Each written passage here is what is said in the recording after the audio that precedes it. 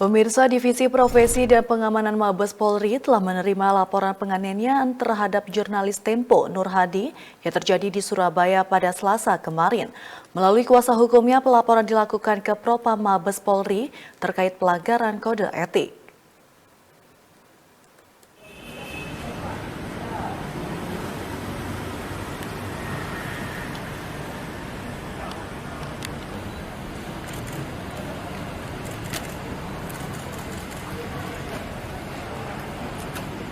Hari ini kita melakukan pelaporan ke Propam Mabes Polri.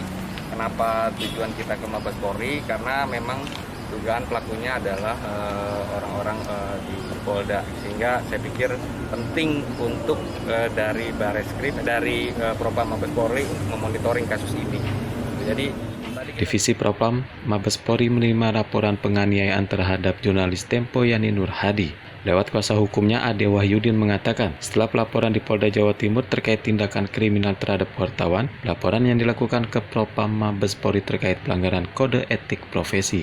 Ade mengatakan bahwa pelaku penganiayaan diduga lebih dari 2 orang, karena berdasarkan prarekonstruksi pada Senin lalu, pelaku hanya berjumlah 2 orang. Sehingga menurut Ade penting bagi Propam untuk menyelidiki lebih lanjut siapa saja yang terlibat dalam pelaku kekerasan terhadap Nur Hadi. Kalau di Polda itu adalah terkait dengan kriminalnya, gitu ya, pidananya. Kalau yang di sini terkait dengan dugaan pelanggaran etiknya.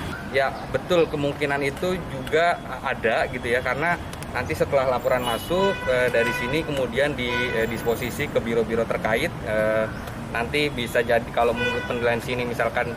Sebelumnya, Direktorat Reserse Kriminal Umum serta Bidang Propam Polda Jawa Timur menggelar prarekonstruksi kasus penganiayaan terhadap jurnalis Tempo di Surabaya, Nur Hadi pada Senin. Rekonstruksi di Geraha Samudra Bumi Moro, Kompleks Komando Pembinaan Doktrin Pendidikan dan Latihan TNI AL itu menghadirkan korban dan 2 pelaku oknum anggota polisi, Purwanto dan Firman Subki. Prarekonstruksi dipimpin langsung oleh Direktur Reserse Kriminal Umum Polda Jatim, Komisaris Besar Toto Suharyanto, dan Kabid Propam Komisaris Besar Taufik Herdiansa Zainardi. Prarekonstruksi selama 2 jam itu dilaksanakan di 3 lokasi, yakni di dalam Geraha Samudra, pos penjagaan, serta gudang tempat penyekapan dan penganiayaan. Prarekonstruksi juga menghadirkan wakil dari Polisi Militer TNI Angkatan Laut untuk mengetahui ada tidaknya keterlibatan anggota TNI AL dalam kasus penganiayaan itu. Sebagai informasi, jurnalis Tempo Nur Hadi mengalami penganiayaan di Surabaya Sabtu 27 Maret. Nur Hadi dianiaya saat bertugas menjalankan penugasan dari redaksi majalah Tempo untuk mengkonfirmasi terkait dugaan korupsi mantan Direktur Pemeriksaan Direktorat Jenderal Pajak Kementerian Keuangan, yakni Angin Prayitno Aji.